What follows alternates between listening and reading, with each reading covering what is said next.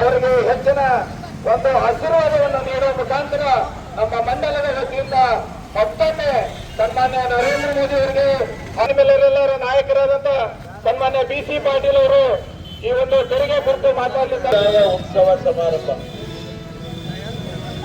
ಉಳಿತಾಯ ಉತ್ಸವ ಸಮಾರಂಭ, ಪ್ರಧಾನಮಂತ್ರಿ ನರೇಂದ್ರ ಮೋದಿ ಅವರ ಮಾತು.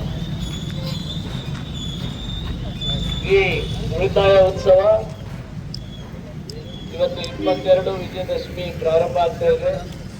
ಪ್ರಾರಂಭದ ದಿನದಲ್ಲಿ ಪ್ರಧಾನಮಂತ್ರಿ ನರೇಂದ್ರ ಮೋದಿ ಅವರು ಭಾರತ ದೇಶದ ಬಡವರಿಗೆ, ಹಿಂದುಳಿದವರಿಗೆ, ಮಧ್ಯಮ ವರ್ಗದವರಿಗೆ, ಸ್ತ್ರೀಯರಿಗೆ, ರೈತರಿಗೆ ಬಹಳ ದೊಡ್ಡ ಕಾಣಿಕೆಯನ್ನು ನೀಡಿದ್ದಾರೆ. ಅಂತ ಈ ಸಂದರ್ಭದಲ್ಲಿ ಇಲ್ಲಿ ನಿಕಟ ಪೂರ್ವ ಅಧ್ಯಕ್ಷರಾದಂತಹ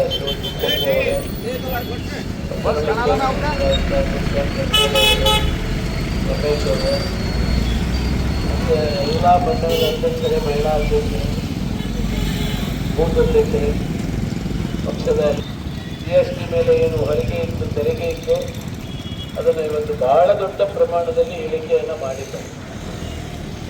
ಇವತ್ತು ನಮಗೆಲ್ಲ ಪೇಪರ್ ಓದಿದರೆ ಗೊತ್ತಾಗ್ತಾ ಇದೆ, ಬಡವರಿಗೆ, ಮಧ್ಯಮ ವರ್ಗದವರು ವಿಶೇಷವಾಗಿ ಈ ವರ್ಷ ಆರ್ಥಿಕ ವರ್ಷದಲ್ಲಿ ಇನ್ಕಮ್ ಟ್ಯಾಕ್ಸ್